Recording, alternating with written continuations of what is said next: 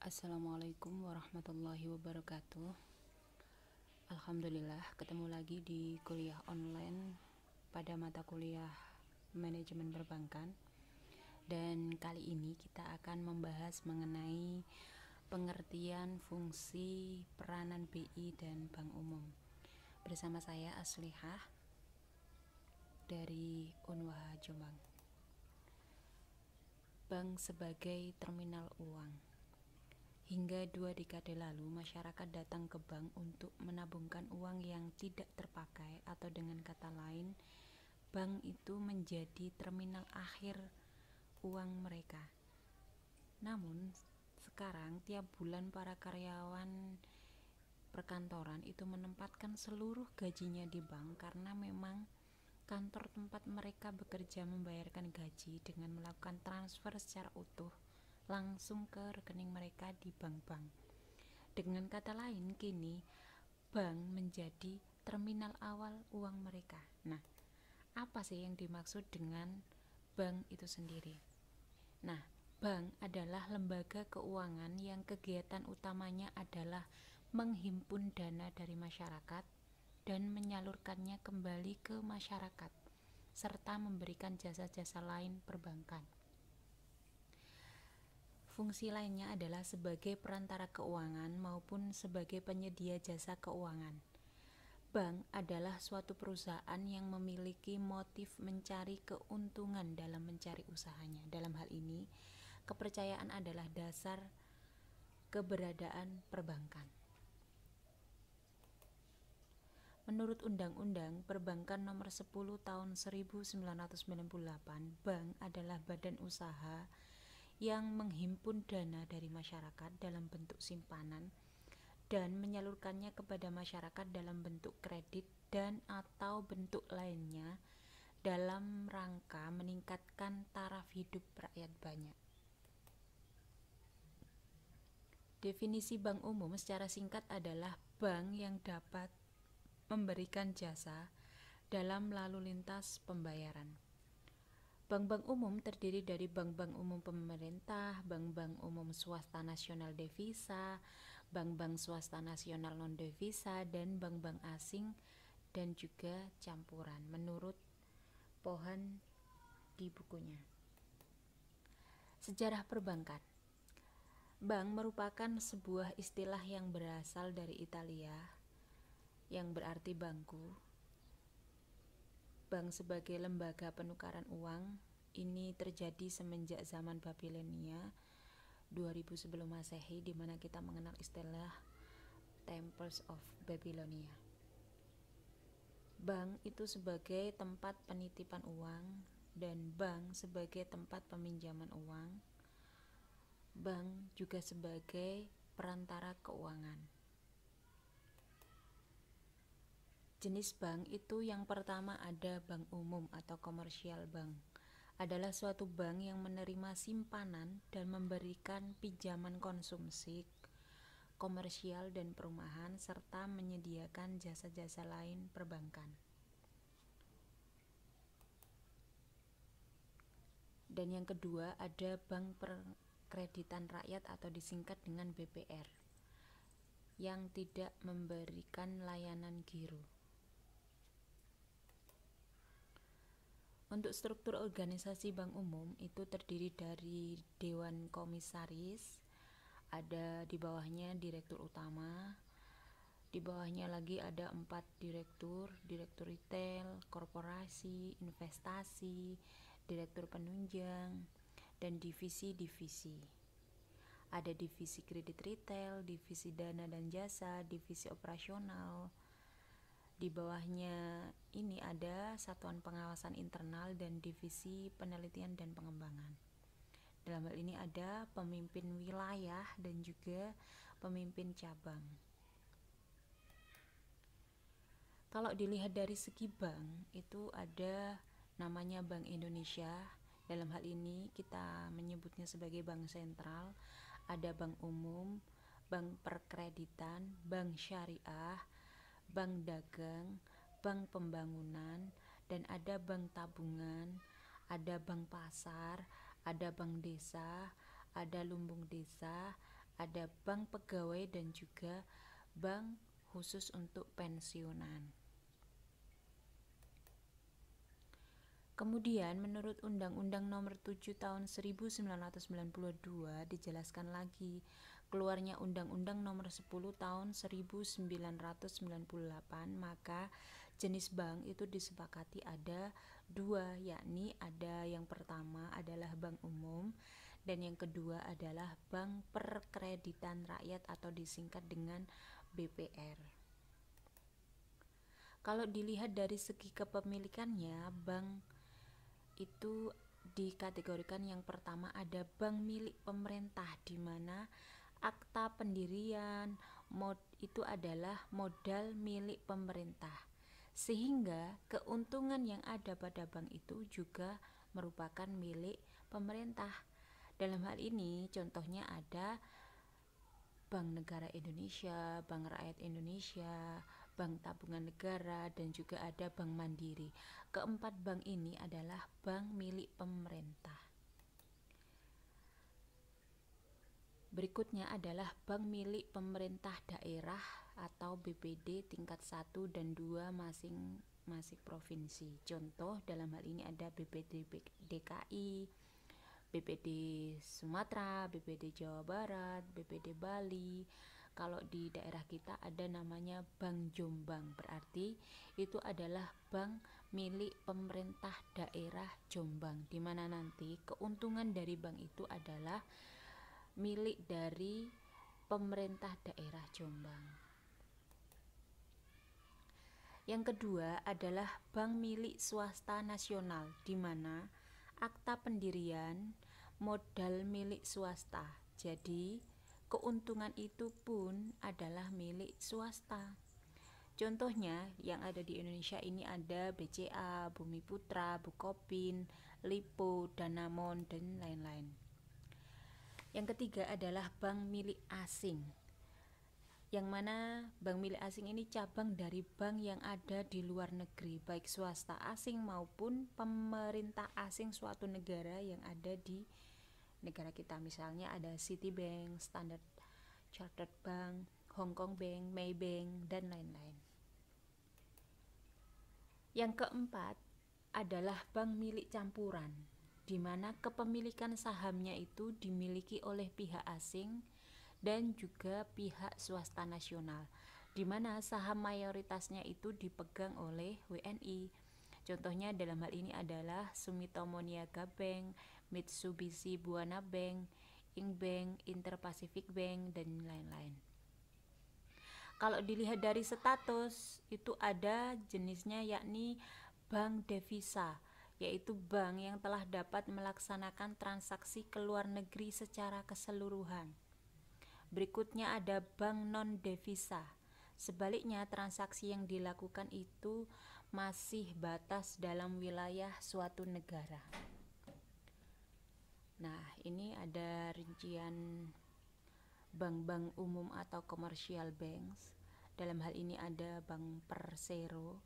Jumlah bank ternyata tahun 2010 itu ada 4, sampai 2014 masih sama jumlahnya, masih 4. Cuman jumlah kantornya ternyata ada ribuan.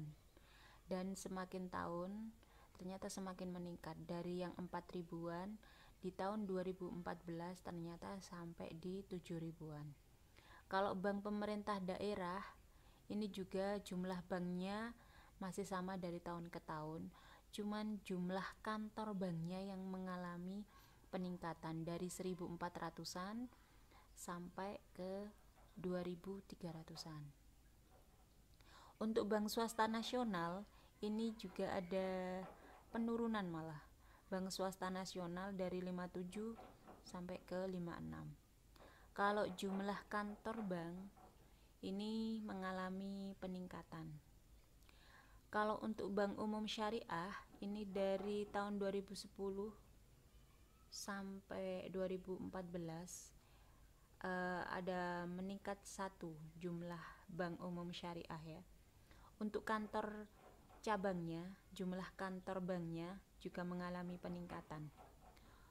Untuk bank asing dan campuran ini jumlah banknya yang dari tahun 2010 ada 24, ternyata di tahun 2011 mengalami penurunan, dan di tahun 2012-2013 jumlahnya masih sama.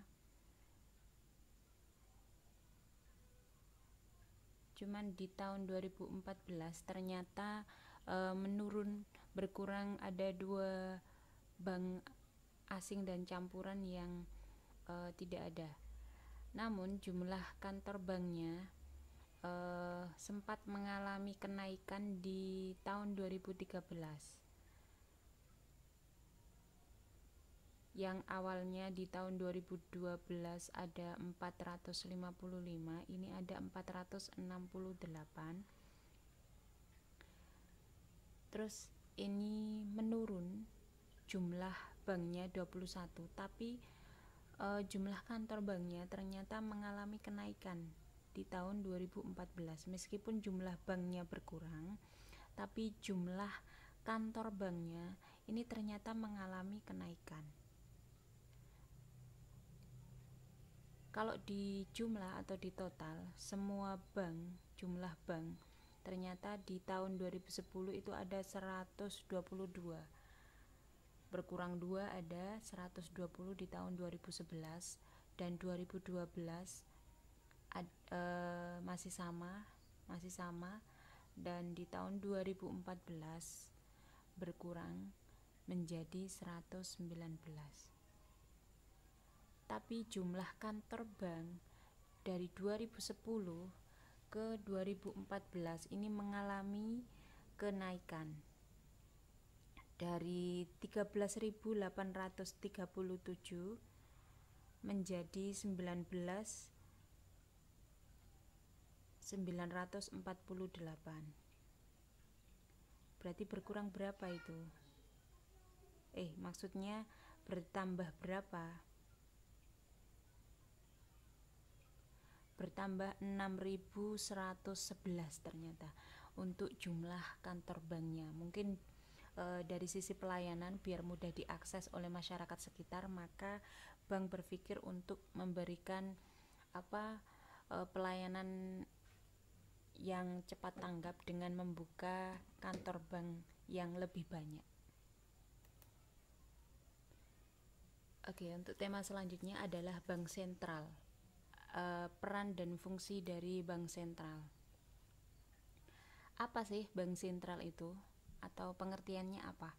Bank sentral adalah lembaga keuangan negara yang mempunyai wewenang untuk mengeluarkan alat pembayaran yang syah, merumuskan dan melaksanakan kebijakan moneter, mengontrol kelancaran sistem pembayaran dan pengawasan perbankan, serta menjalankan fungsi sebagai lender of the last resort. Bank sentral yang ada di Indonesia itu namanya atau sering kita sebut dengan BI atau Bank Indonesia.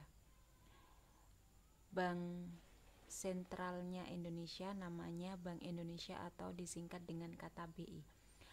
Bank sentral itu tidak sama dengan bank umum. Kalau bank umum itu bertujuan menginvestasikan asetnya untuk memaksimalkan profit. Jadi kalau bank umum itu tujuannya adalah bagaimana menginvestasikan aset itu menjadi profit yang sebanyak-banyaknya. Orientasinya adalah di laba yang sebanyak-banyaknya. Tapi kalau bank sentral itu tidak.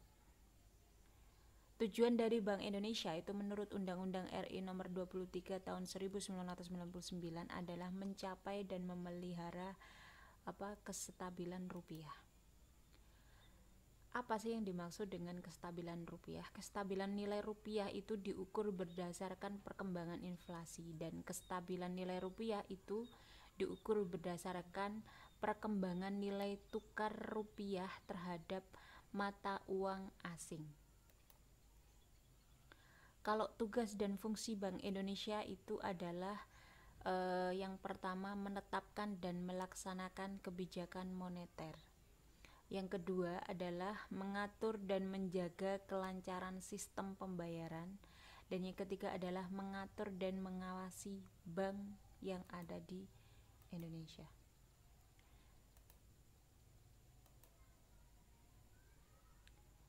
Yang berikutnya adalah menetapkan sasaran-sasaran moneter dengan memperhatikan target laju inflasi yang ditetapkannya dan melakukan pengendalian moneter dan tidak terbatas pada operasi pasar terbuka, pasar uang, penetapan suku bunga, penetapan cadangan wajib minimum, dan pengaturan kredit atau pembayaran.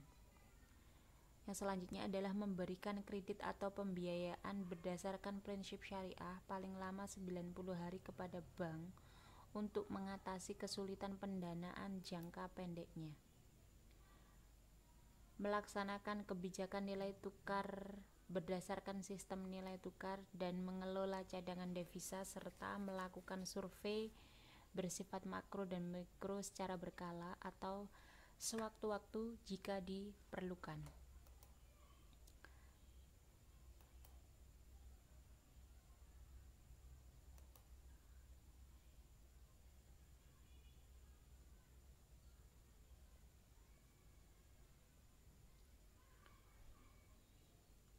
Fungsi berikutnya adalah pelaksanaan dan pemberian persetujuan izin atas penyelenggaraan jasa sistem pembayaran, mewajibkan penyelenggaraan jasa sistem pembayaran untuk menyampaikan laporan kegiatannya, menetapkan penggunaan alat pembayaran, mengatur sistem clearing antar bank dalam bentuk rupiah ataupun falas.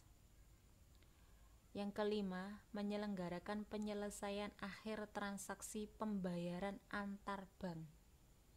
Tugas yang keenam atau fungsi yang keenam adalah menetapkan macam, harga, ciri uang, bahan, dan tanggal mulai berlakunya uang yang dikeluarkan. Fungsi berikutnya adalah mengeluarkan, mengedarkan atau mencabut, menarik dan memusnahkan serta mengganti uang dari peredaran dengan nilai yang sama.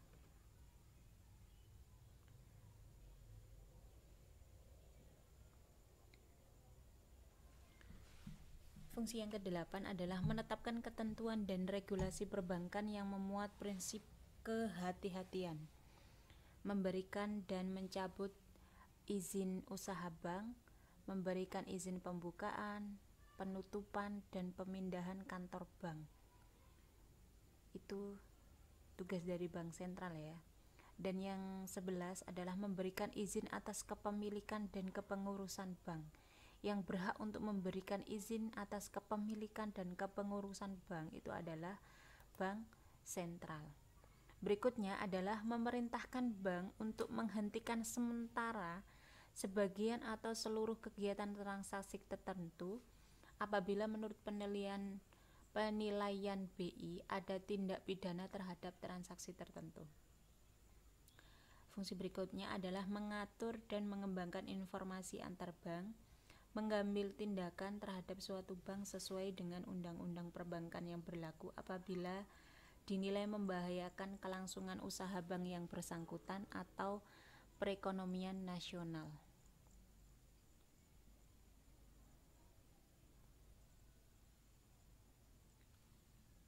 Nah, peran Bank Indonesia sekarang. Sebagai apa? Yang pertama adalah sebagai bank sirkulasi. Bank Indonesia sebagai bank sirkulasi itu mempunyai hak tunggal untuk mengedarkan uang kertas dan uang logam sebagai alat pembayaran yang sah. Hak oktroyi. Jadi Bank Indonesia itu yang mempunyai hak tunggal untuk mengedarkan uang yang ada di Indonesia, baik itu uang kertas ataupun uang logam ya. Berikutnya adalah sebagai bankers bank. Bank Indonesia itu sebagai atau berfungsi sebagai sumber dana bagi bank-bank ya. Sebagai sumber dana bagi bank-bank di Indonesia untuk dapat meminta bantuan permodalan dalam rangka pemberian kredit pada nasabah. Bentuk permodalan dari Bank Indonesia itu dapat berupa kredit likuiditas biasa dan kredit likuiditas gadai ulang. Oke, peran Bank Indonesia yang terakhir adalah sebagai lender of last resort.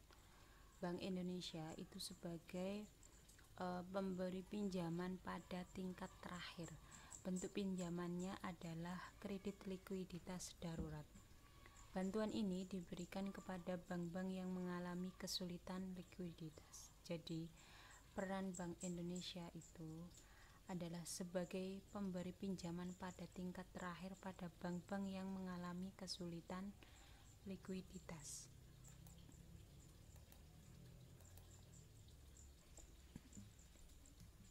Hubungan Bank Indonesia dengan pemerintah dan luar negeri. Hubungan BI dengan pemerintah sesuai Undang-Undang Nomor 23 Tahun 1999. Yang pertama adalah BI itu sebagai pemegang kas pemerintah. Untuk dan atas nama pemerintah, Bank Indonesia itu dapat menerima pinjaman dari luar negeri, menata usahakan serta menyelesaikan tagihan dan kewajiban keuangan pemerintah terhadap luar negeri.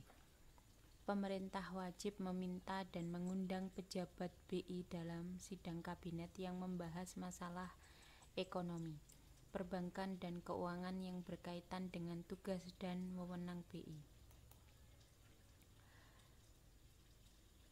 Berikutnya adalah memberikan pendapat dan pertimbangan terhadap RAPBN dan hal lain berkaitan dengan tugas dan wewenang BI. Pemerintah wajib berkonsultasi dengan BI dan DPR sebelum menerbitkan surat-surat hutang pemerintah. BI dapat membantu penerbitan surat-surat hutang pemerintah dan BI dilarang memberikan kredit pada pemerintah.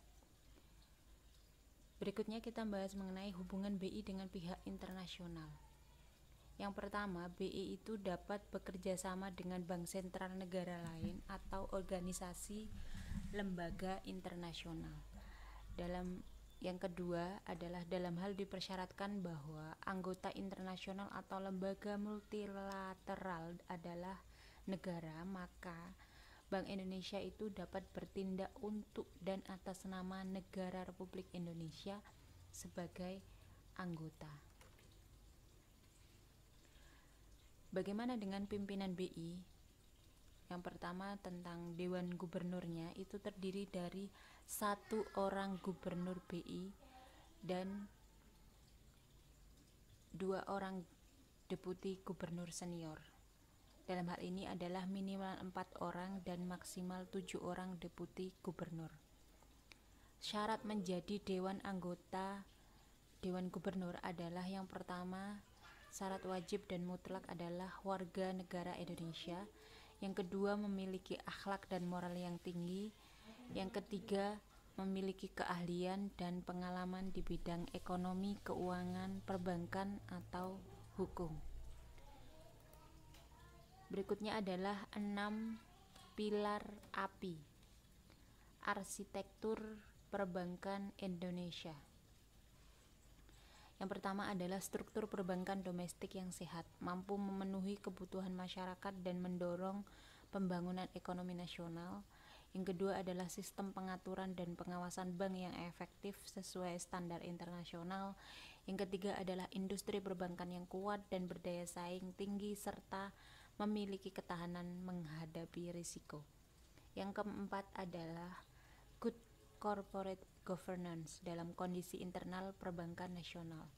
Yang kelima, pilar kelima adalah infrastruktur lengkap untuk terciptanya industri perbankan yang sehat dan juga perlindungan terhadap konsumen, dalam hal ini adalah nasabahnya. Pilar yang keenam adalah pemberdayaan dan perlindungan konsumen jasa perbankan. Nah, pilar 1, pilar 2 sampai pilar 6. Ini adalah API arsitektur perbankan Indonesia dalam rangka membantu mendorong pertumbuhan ekonomi nasional. Tantangan ke depan. Pertumbuhan kredit perbankan yang memang masih rendah, dan yang kedua adalah struktur perbankan yang memang belum optimal. Pemenuhan kebutuhan layanan perbankan yang memang masih kurang, terbatasnya teknologi. Dan berikutnya adalah pengawasan bank yang memang masih perlu ditingkatkan. Banyak yang bank dibobol dari pihak internal maupun eksternal, itu masih lemah juga di situ beberapa bank. kapabilitas perbankan yang memang masih lemah, profitabilitas dan efisiensi bank yang tidak mampu bertahan, dibuktikan dengan bank yang tidak sehat pada saat krisis ekonomi itu, dan perlindungan nasabah yang memang harus dan memang masih harus ditingkatkan. Perkembangan teknologi informasi ini harus dan wajib. Oke, struktur perbankan Indonesia sesuai dengan visi API, arsitektur perbankan Indonesia. Bank internasional itu yang pertama adalah dengan modal lebih dari 50 triliun. Ini adalah struktur perbankan dari sisi permodalannya. Kalau bank internasional 2-3 bank internasional itu modalnya harus lebih dari 50 triliun. Yang kedua, di sini bank nasionalnya itu adalah dengan modal 10-50 triliun. Kalau kurang dari itu berarti bank dengan fokus sebagai bank daerah, koperasi, retail dan lainnya itu dengan modal 0,1 sampai 10 triliun. Dengan modal yang kurang dari 0,1 triliun, dalam hal ini adalah bank perkreditan rakyat dan bank dengan kegiatan usaha yang terbatas. Itu syaratnya harus modalnya kurang dari 0,1 triliun. Terima kasih telah mendengarkan penjelasan saya dari kuliah online. Semoga bermanfaat. Wabillahi taufiq wal hidayah. Wassalamualaikum warahmatullahi wabarakatuh.